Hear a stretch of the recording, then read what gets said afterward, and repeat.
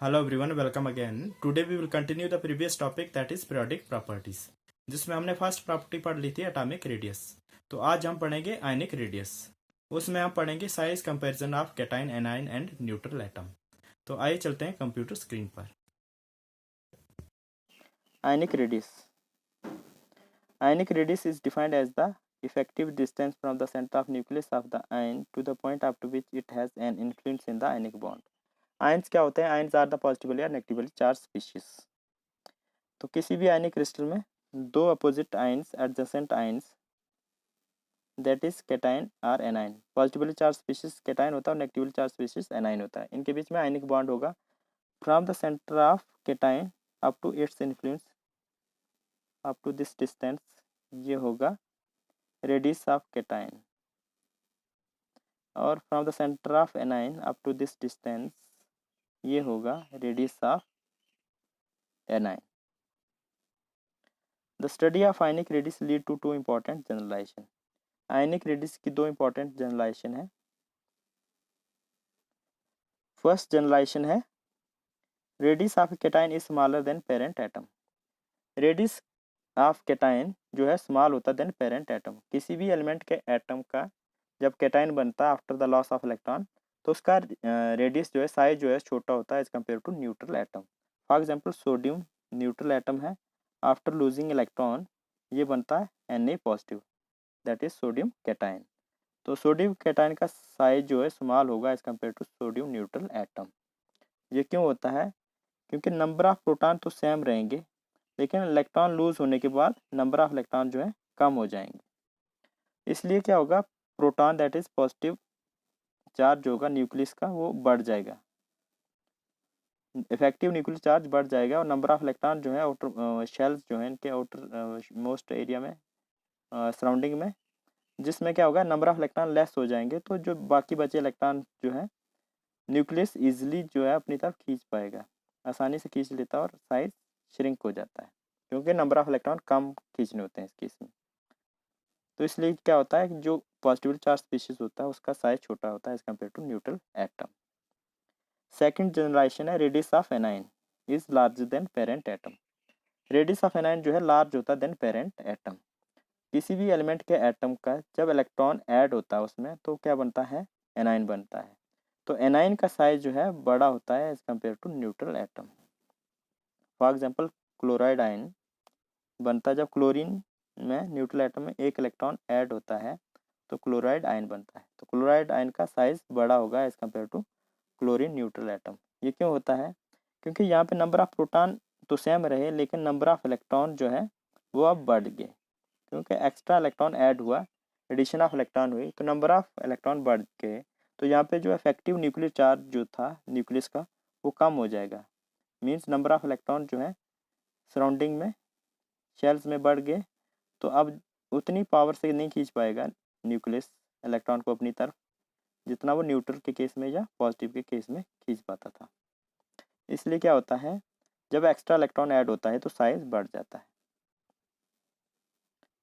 Therefore, radius of cation is smaller than radius of neutral atom, that is parent atom is smaller than radius of anion. Radius of anion बड़ा होता है than parent atom, and radius of cation छोटा होता है than parent atom. For example chlorine का negative ion जो है उसका साइज बड़ा होगा क्लोरीन से, और क्लोरीन का पॉजिटिव आयन उसका साइज छोटा होगा देन क्लोरीन एटम से। नेक्स्ट है आइसोइलेक्ट्रॉनिक आयंस। आइसोइलेक्ट्रॉनिक आयंस क्या होते हैं? Iso mean same, electronic mean electronic species, जिसमें नंबर ऑफ इलेक्ट्रॉन सेम होंगे। वो आयंस जिनमें नंबर ऑफ इलेक्ट्रॉन सेम होंगे। The ions having same number of electrons but different magnitude of nuclear charge are called isoelectronic species are ions. तो number of electron same होंगे, लेकिन magnitude जो होगा nuclear charge का, that is number of proton different होंगे, वो होते हैं isoelectronic species are ions. For example nitrogen 3 negative, oxygen 2 negative, fluorine 1 negative, sodium positive, magnesium 2 positive, aluminium 3 positive are isoelectronic ions. ये सारे आइसोइलेक्ट्रॉनिक आयंस हैं। इनमें number of electron same है and have 10 electron each, और सब में 10 electron है। जैसे कि नाइट्रोजन जो है, नाइट्रोजन में 7 इलेक्ट्रॉन होते हैं और 3 एक्स्ट्रा इलेक्ट्रॉन ऐड हुए, तो इसमें 7 + 3 10 इलेक्ट्रॉन हो गए। इसी तरह से ऑक्सीजन में 8 इलेक्ट्रॉन ऑलरेडी होते हैं न्यूट्रल एटम में, और 2 ऐड हुए तो इसमें भी 10 हो गए। फ्लोरीन में 9 होते हैं, इसमें 1 ऐड हुआ तो इसमें भी 10 हो गए। और सोडियम जो है इसमें 11 होते हैं, एटॉमिक नंबर 11 है, तो नंबर ऑफ इलेक्ट्रॉन भी 11 होंगे। तो इस केस में 1 इलेक्ट्रॉन लूज कर दिया, मीन पॉजिटिव चार्ज आया। पॉजिटिव चार्ज तब आता है जब इलेक्ट्रॉन लूज होते हैं, और नेगेटिव चार्ज तब आता है जब इलेक्ट्रॉन गेन होते हैं। तो यहाँ पे 1 इलेक्ट्रॉन लूज किया तो 11 - 1 क्या आएगा, 10 आएगा। इसी तरह मैग्नीशियम जो है, मैग्नीशियम में 12 इलेक्ट्रॉन होते हैं, इसमें से 2 माइनस होंगे, वो भी 10 आएंगे। और अल्मोनियम में 13 इलेक्ट्रॉन होते हैं और 3 माइनस करेंगे तो इसमें भी 10 इलेक्ट्रॉन आएंगे।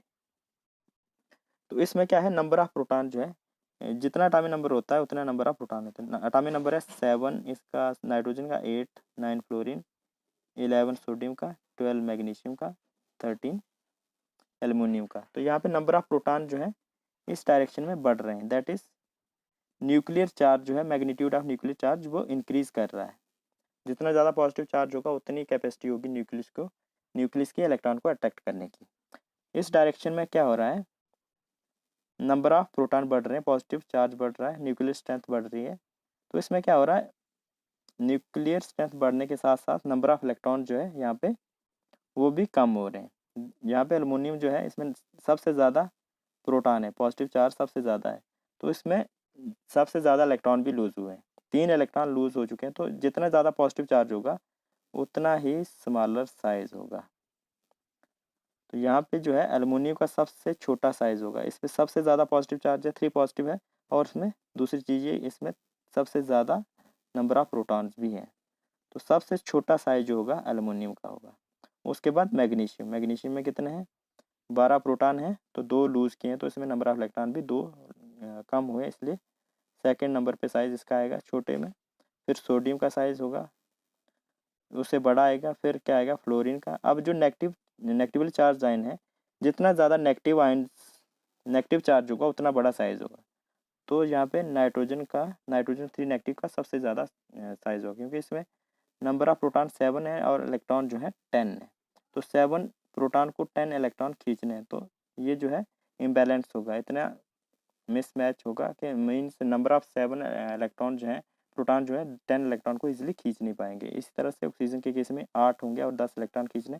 तो इस तरह से क्या होगा, साइज जो है नाइट्रोजन आयन का सबसे बड़ा होगा, then oxygen, then fluorine, sodium, magnesium, और सबसे छोटा एल्युमिनियम का। सबसे बड़ा साइज नाइट्रोजन 3 नेगेटिव और सबसे छोटा एल्युमिनियम 3 पॉजिटिव का। ये थी periodic property, that is ionic radius. Thank you.